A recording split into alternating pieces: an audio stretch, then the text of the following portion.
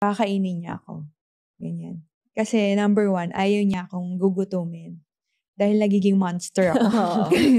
Kaya para parehas kaming sweet, kaya kakainin niya ako.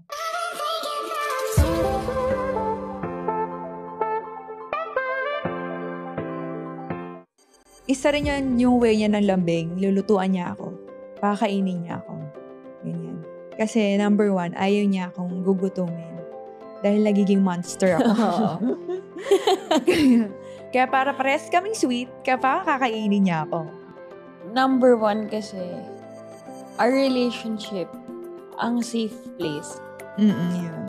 Baga, kahit gaano kagulo yung mundo sa paligid natin, kahit gaano kadami yung sinasabi ng ibang tao, pagdating sa ating dalawa, totoo talaga pag sinabi mo yun yung taong yun yung pahinga mo. Oo.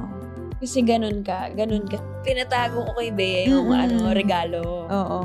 So, nasa bahay ni Bea yung pusa. Oo.